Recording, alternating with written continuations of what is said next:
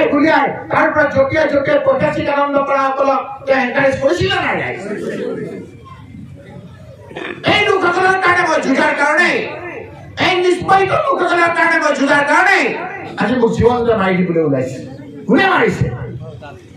জ্বলন্তভাৱে আজি পুলিচৰ হাতত হাত দিছে, মোক চিকিউৰিটি দিয়া পুলিচৰ হাতত হাত দিছে। এতিয়াও এছপিয়ে কৈ দিব যে এইটো বেলেবল অফেন্স। আমি ডায়েৰীত এইসকলৰ নাম লিখি ৰাখিছো, মনত ৰাখক।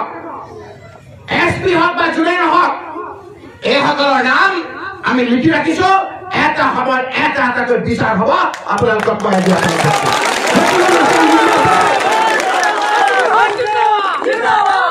ইয়াৰ অচিজন চবেই জানে যে এটা বেয়া কেছত পচি ইয়াৰ পৰা পচাই ইয়াৰ পৰা ট্ৰেন্সফাৰ হৈছিল।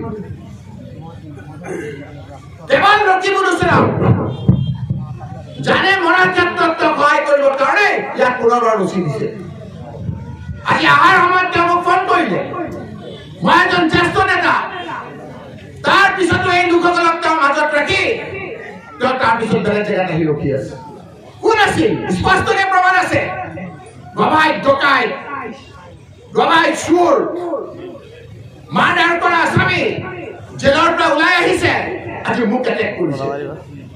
এতিয়া আপোনালোকে সিদ্ধান্ত ল'ব লাগিব যে তেওঁলোকৰ ভয়ত মই ঘৰৰ ভিতৰত সোমাই থাকিম, আজি মিটিং নকৰি মই ঘৰৰ ভিতৰত যামগৈ, যে আপোনালোকৰ পক্ষে নমৰালৈকে চুচৰি চুচৰি হলেও কাম কৰিম। মই আপোনালোকৰ মাজত ফুৰিব ভাবিব আহিছো। সাহসেৰে ওলাই আহক সকলো। আজি মহিলাসকলক ধন্যবাদ জনাম যে আপোনালোকে সাহসেৰে ওলাই আহিছে। বয়সস্থ লোকসকলক ধন্যবাদ জনাম। হিমন্ত বিশ্ব শৰ্মাই উত্তাপ কৰিলে। তাত শিবু চিৰদাৰ পুত্ৰ হেমন্ত সোৰেন ডাঙৰীয়াক যিদৰে ব্যক্তিগতভাৱে আক্ৰমণ কৰি এজন দলিত লোকক অপমান কৰিলে, তাৰ কাৰণে আজি এনেধৰণৰ এটা অৱস্থা হ'ল। তুমি ৰকিবুল হুছেইনক আজি যিটো কৰিছা, হিমন্ত বিশ্ব শৰ্মা এটা ঐতিহাসিক আনন্দ পাইছা, এইটোৱে তোমাৰ কাল হ'ব। মানুহে মৰম কৰে কিমান তুমি নাজানা, কাৰণ আমি মানুহৰ মাজত আছো, মানুহৰ বিপদৰ সময়ত আছো। ৪৮ লাখ মহিলাৰ ছেক্ৰেটাৰী বিভিন্ন ধৰণৰ ট্ৰেন্সফাৰ কৰি ভয় দেখুৱাবলৈ আহিছে। মই আজি দীঘলীয়া নকৰো, ইয়াৰ পিছত মই সকলোৰে লগত ভালকে বহিম। একো চিন্তা নকৰিব ৰাইজ, একো চিন্তা নকৰিব। এইকেইটাৰ এই গভাই চুৰ ডকাই এইকেইটাক কি সমাজখন এৰি দিব নেকি? আপোনালোকে এইকেইটাৰ ভয়ত আপোনালোকে কি ঘৰত কম্পমান হৈ যাব নেকি? যিকেইটাই সোমাই যাওক, যাৰ সাহস আছে আমি ঘৰৰ পৰা ওলাই আহিম।